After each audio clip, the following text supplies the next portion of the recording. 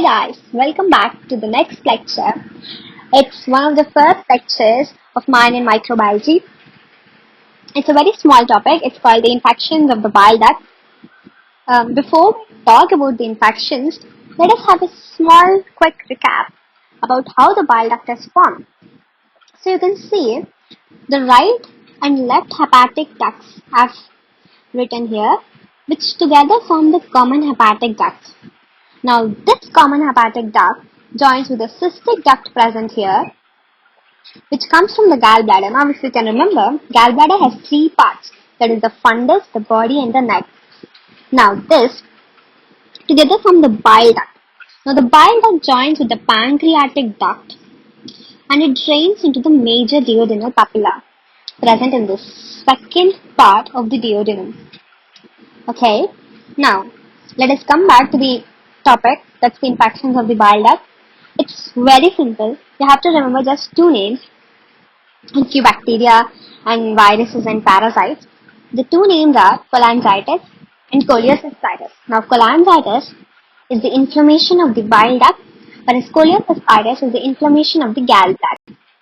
Cholangitis has three infectious etiology, that is three causative agents basically, which is, as you can see, the greenish bacteria and the virus and this huge dinosaur looking like parasite. And cholecystitis has two, bacteria and virus. Now before I tell you about the names of the bacteria, I want you to remember two more points here, okay? One being, they invade the biliary tract and it is also associated with biliary obstruction, that is biliary stones. Cool, that's enough. Enough for now. Along with that, it's polymicrobial in nature. Now, to remember the names, I gave a very weird mnemonic. That is B. You can actually remember it as PAP.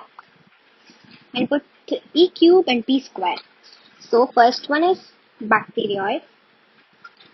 I'll tell the P ones here, which is actually Perfringens and Pseudomonas. And these two are anaerobic. Now, coming to this, obviously the E. coli. And the next ones are super easy, that is Entero, Coccus and Bacillus. The last one being Klebsiella. That's it. You got it. You got it and I'm telling you got it. Now the next one is, whenever we talk about viruses, the first thing that comes to my mind is HIV. So it's obviously HIV. Obviously, you put HIV here also. You can't leave it out. Now the next one is, if you can think logically, it's a part of hepatobiliary system. So hepatitis. Yeah, that's it. Parasites, it's actually three, that is trematode, cestode, and nematode. See, the easy way I remember is, this is Ascariasis. And how do I remember it? A and A. Okay, that's very weird, but okay.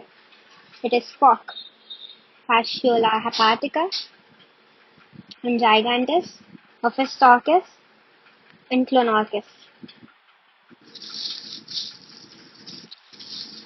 This is Echinococcus granulosus.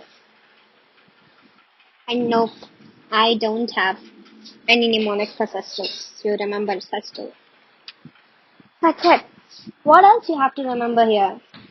The fact that these causes necrosis, inflammation, fibrosis, strictures, and cholangiectasis. Okay, that's it. I promise that's it. Now let's go back to cholecystitis. Here you remember this as EKSC. I come up with weird sort of mnemonics, don't I? It's E. coli, Klebsiella, Streptococcus, and Clostridium. We already know HIV. The other one is EBV, Epstein-Barr virus. Now, another thing to remember is cholecystitis is inflammation of the gallbladder, I told you before. Also remember that cholecystitis presents with right upper abdominal pain, nausea, vomiting, and sometimes with fever. Ta-da-da-da-da! We finished the infections of bile duct.